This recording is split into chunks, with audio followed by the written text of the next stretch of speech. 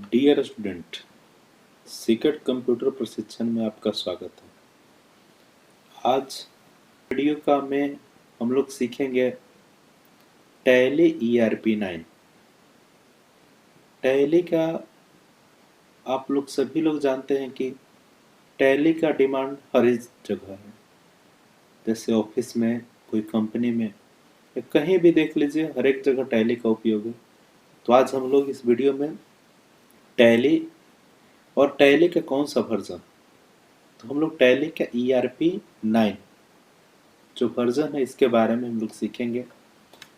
तो सबसे पहले हम आते हैं कि व्हाट इज टैली ERP9, मतलब टैली ERP9 आखिर है क्या। जैसे जिस चीज़ के बारे में हम लोग पढ़ते हैं तो उसमें सबसे पहले क्वेश्चन आता है कि उस चीज़ है क्या, जो हम पढ़ रहे हैं। तो देखिए, tally ERP9 is an accounting software. तो टैली ERP9 जो है वो एक अकाउंटिंग सॉफ्टवेयर है। टैली ERP9 क्या है, सॉफ्टवेयर है। वो क्या, कैसा सॉफ्टवेयर है, तो अकाउंटिंग सॉफ्टवेयर है।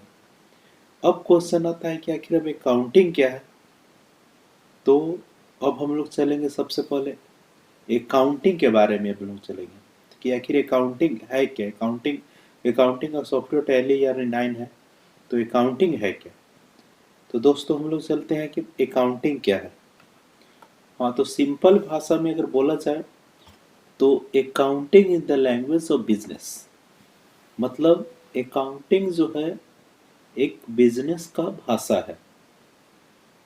क्या है अकाउंटिंग, एक बिजनेस का भाषा है। जिस तरह हम लोग का हिंदी, इंग्लिश, उर्दू, अरबी, फारसी भाषा होता है, उसी तरह बिजनेस का एक भाषा है अकाउंटिंग। अकाउंटिंग को ऐसे हम लोग बोलते हैं हिंदी में लेखांकन। तो हमारे प्यारे स्टूडेंट, जैसे कि हम लोग जानते हैं कि कुछ कुछ ऐसे वर्ड होते हैं जो आपको इंग्लिश में आसानी से समझ में आएगा, हिंदी में थोड़ा प्रॉब्लम होगा। तो हम लोग चलते हैं, देखते हैं, सिंपल से आसान सा लैंग्वेज हम लोग समझ लेते हैं कि accounting is the language of business. Accounting is the language of business, मतलब कि अकाउंटिंग जो है बिजनेस की एक भाषा है। से accounting is the language of business हो गया। तो अब हम लोग देखते हैं कि अब जैसे वो तो सिंपल सी लैंग्वेज, लेकिन अब किसी को एक्सप्लेन करके समझाना होगा, बताना होगा आपको, कहीं कुछ लिखना होगा, तो हम लोग देखते हैं कि आखिर मीनिंग क्या है अकाउंटिंग है, अकाउंटिंग का मतलब क्या है। ठीक है, भाषा है, जैसे हम लोग देखते हैं कि हिंदी भाषा है, तो आखिर हिंदी को क्या है, हिंदी हिंदी से हम लोग कैसे कैसे बातचीत करें, इसका रूल क्या, रेगुलेशन क्या है, ये सारे चीज़ जानते हैं। उसी तरह हम लोग अब अकाउंटिंग तो समझे, अकाउंटिंग बिजनेस की एक भाषा है। अब हम लोग देखते हैं कि आखिर अकाउंटिंग का मीनिंग क्या है। तो accounting is a systematic process of identifying, measuring, recording, classifying. मतलब ये सारे चीज को मिला करके ही जो है ना, सबका सिस्टमेटिक ढंग से इस्तेमाल जो होता है, वो व्यवस्था प्रक्रिया जो है, वो आपका अकाउंटिंग का एक मीनिंगफुल चीज है। तो जैसे सिस्टमेटिक प्रोसेस सबसे पहले में रहता है अकाउंटिंग में, क्या रहता है कि उसके आइडेंटिफाई, मतलब अकाउंटिंग में जो भी आएगा तो सबसे पहले उसको पहचान किया जाता है कि वो क्या है। फिर उसको मेजरिंग किया जाता है, मेजरमेंट किया, मापा जाता है, आकलन किया जाता है उसको। उसके बाद आकलन जब वो पहले सबसे पहले पहचान लिए, उसके बाद उसका आकलन कर लिए, उसके बाद क्या, उसको हम लोग रिकॉर्ड करते हैं। करें मतलब उसको रिकॉर्ड करते हैं, मतलब रिकॉर्ड कीपिंग के लिए उसको हम लोग रखते हैं। अब उसके बाद आता है कि रिकॉर्ड करने के बाद है कि उसको हम लोग व्यवस्थित तरीके से वर्गीकृत करेंगे, मतलब कि एक वर्गाकार की तरह उसको हम लोग बनाएंगे मेजरमेंट के अनुसार। उसके बाद फिर उसका हम लोग एक निष्कर्ष निकालेंगे। कहने का मतलब है सारे चीज का जो है आपका identifying, measuring, recording, classifying, summarising, interpreting and communication, financial information, यह इस सभी का मिला करके एक सिस्टमेटिक एक प्रोसेस है अकाउंटिंग का मीनिंग। तो जैसे आप लोग को लिए हम हिंदी में भी लिख चुके हैं कि लेखांकन वित्तीय जानकारी की पहचान, माप, रिकॉर्डिंग, वर्गीकरण, सारांश, व्याख्या और संचार की एक व्यवस्थित प्रक्रिया है।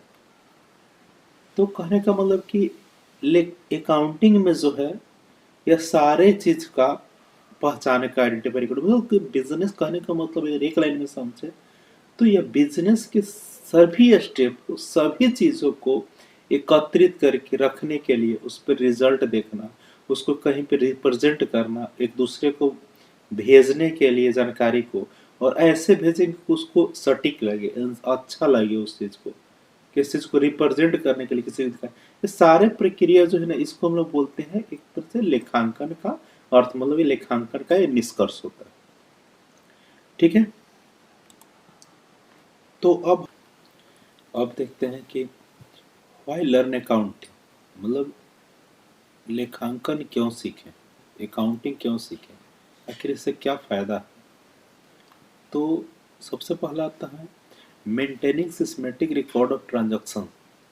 कहने का मतलब है कि लेन देन के व्यवस्थित रिकॉर्ड को बनाए रखने के लिए क्यों अकाउंटिंग सीखे। तो सबसे पहला क्वेश्चन आता है कि सबसे पहला इसका बेनिफिट है वो क्या रहता है कि हमारा जिससे भी किसी से भी लेन देन करते हैं उसको व्यवस्थित ढंग से रिकॉर्ड बनाए रखना है। ऐसे नहीं किसी से लिए लिख दिए कहीं कॉपी पर और उसके बाद पता नहीं 2 दिन बाद खोज रहे तो पता ही नहीं चल रहा है, या किसी से लिए उसको भी लिख दिए वहीं पर, किसी को दिए उसको भी लिख दिए एक ही जगह, मतलब जो भी कुछ आ रहा है एक ही जगह लिख दे रहा है। ऐसा नहीं होना चाहिए, मतलब उसको सिस्टमेटिक ढंग से लिखना जाता है।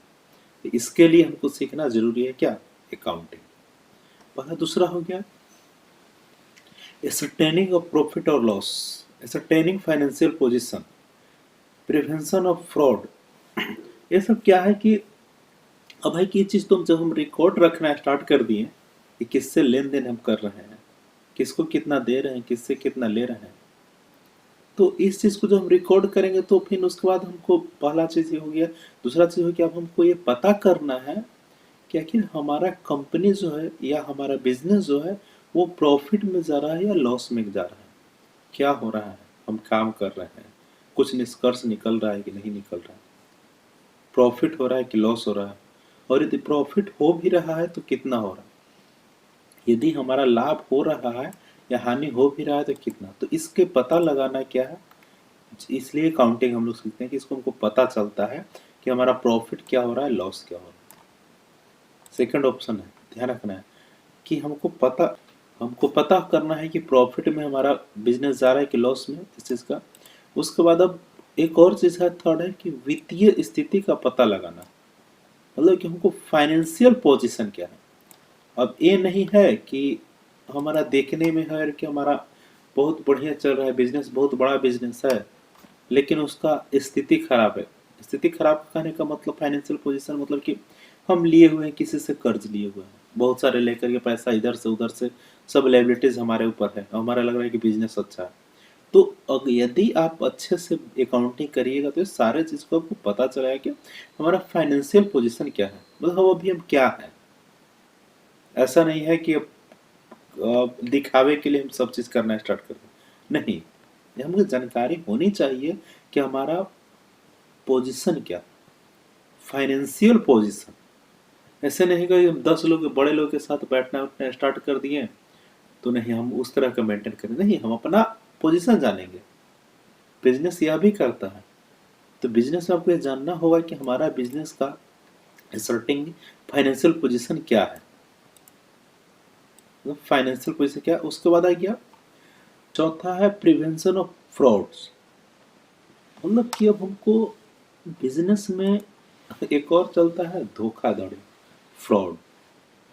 आजकल आप लोग के बिजनेस में एक तरह से लोग, कुछ लोग ऐसे ऐसे लोग हैं जो इसमें फ्रॉड का नियम कर दिए, जैसे फोन करके कॉल करके ओटीपी ले करके किसी का पैसा निकासी कर लेते हैं, किसी के पास गए तो उससे ले लिए उसको पैसा नहीं दिए।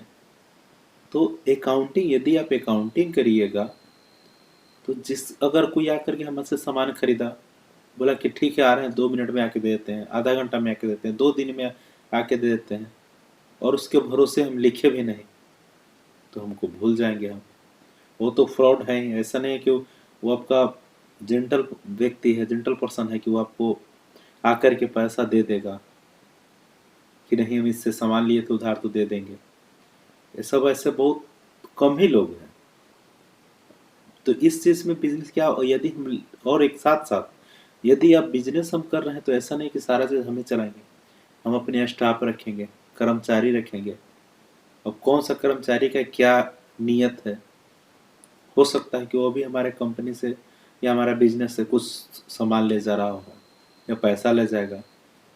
अगर हम बिना अकाउंटिंग रखे हुए, बिना लेखांकन रखे, बिना मतलब लेखा जोखा रखे ऐसे ही बिजनेस चला रहे हैं, काम कर रहा है, मजदूर जा रहा है आ रहा है, कौन क्या कर रहा है कोई पता नहीं है, तो यह भी एक दिक्कत है, यह भी एक बहुत बड़ी समस्या है। तो इस सब चीज़ के लिए, वो ऐसे फ्रॉड रोकने के लिए क्या करेंगे, हम लोग हर एक चीज़ का एंट्री करेंगे, मतलब लेखांकन करेंगे, मतलब अकाउंटिंग करेंगे। अकाउंटिंग करेंगे तो क्या होगा, अब अभी हमारे पास यदि 10 पैकेट बिस्किट है, अगर परसों हो जाएगा 9 पैकेट बिस्किट, तो वह एक पैकेट बिस्किट क्या हुआ, तो बिका, तो बिका तो इसमें सिस्टम में एंट्री होगा, कॉपी में एंट्री होगा, यहाँ पे एंट्री किया जाएगा। तो ये सब चीज़ को देख करके ही किया गया है। तो यह कहने को लिए 4 पहलू जो है बहुत इंपॉर्टेंट है। इसी से हम लोग आखिर, इससे हम लोग ये होता है कि हम लोग आखिर सीखें क्यों। तो कोई कह देता है कि आखिर हम पढ़ाई करें क्यों, तो उसी तरह कोई कह दे कि हम आखिर अकाउंटिंग सीखें क्यों, हम तो ऐसे भी बिजनेस हमारा चल रहा है। तो उसको इस चीज़ को हम लोग बताएंगे कि अकाउंटिंग क्यों सीखना है, इससे क्या फ़ायदा होता है। आप लोग समझ गए। पहला हो गया कि लेन देन को व्यवस्थित रिकॉर्ड बनाए रखने के लिए, मतलब जो भी लेन देन करेंगे उसको रिकॉर्ड कीपिंग रखने के लिए। दूसरा हो गया लाभ या हानि का पता लगाने के लिए, हमारा बिजनेस प्रॉफिट में है या लॉस में, इसका पता लगाने के लिए। वित्तीय स्थिति का पता लगाने, फाइनेंशियल पोजीशन का पता लगाने के लिए। फिर हो गया धोखाधड़ी की रोकथाम के लिए, कोई हमारे साथ तो गलत तो नहीं कर रहा, या हमारे साथ जो वहाँ पे काम कर रहा है वो भी कोई दिक्कत नहीं कर, कोई सामान नहीं ले जा रहा है। ठीक है। अब होता है, कोई एक पूछता है, जैसे अभी हम लोग देखें कि अकाउंटिंग, अब एक होता है कोई कहता है अकाउंटेंसी। कभी आप लोग वर्ड सुने हैं अकाउंटेंसी? अगर सुने होंगे तो आपको जानकारी हो कि अकाउंटेंसी क्या होता है। नहीं तो पता चलेगा कि सीखते नहीं, अकाउंटेंसी तो नया आ गया। तो ये कुछ नहीं है। जैसे देखिएगा, the knowledge of how to make accounting is called accountancy. कहने का मतलब हुआ कि अकाउंटिंग बनाने के तरीके के ज्ञान को अकाउंटेंसी कहा जाता है। मतलब जो अकाउंटिंग जैसा बनाते हैं, अकाउंटिंग बनाएंगे, उस चीज, उसके नॉलेज को हम लोग अकाउंटेंसी कहा जाता है। ये जब ये सब आप लोग को अभी थोड़ा सा ओवरफ्लो रहा है, ये माइंड में समझ में नहीं आ रहा है सब क्या क्या बता रहे हैं सर, कि accounting language of business, meaning of accounting में आ जा रहा है identify, imagining, recording, classifying, summarising, ये सब समझ में नहीं आ रहा है। लेखांकन, वित्तीय जानकारी, पहचान, तो ये सब टेंशन लेने की बात नहीं है। ये तो अभी हम लोग का इंट्रोडक्शन है, अभी तो ये स्टार्टिंग ये है। अब इसका अर्थ हो गया। अब इसमें अब सर बता दें कि लर्न अकाउंटिंग क्यों सीखें।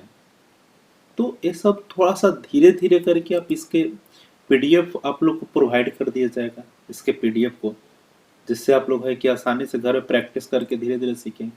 और जो भी प्रॉब्लम रहेगा, इस वीडियो को आप कमेंट में बता सकते हैं कि सर हमको इस लाइन में नहीं समझ में आएगा या ये चीज़ समझ में नहीं आएगा, तो उसको हम रिपीट करेंगे, अगले वीडियो में हम फिर से बताएंगे।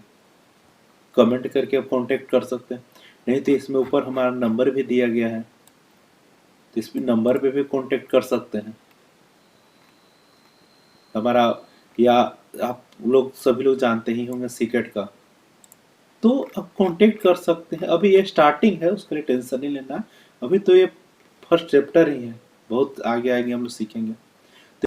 ठीक है, चलिए, आज कैसा लगा आप लोग का वीडियो कमेंट करके बताएंगे, हम लोग आगे इसके बारे में और आगे हम लोग पढ़ेंगे, और इसका हम पीडीएफ आप लोग को प्रोवाइड कर देंगे। और यदि कोई समस्या हो, कोई प्रॉब्लम हो, और आगे क्या आप लोग का इसमें दिक्कत हुआ, प्रॉब्लम हुआ, तो हमें आप कमेंट करके बता सकते हैं।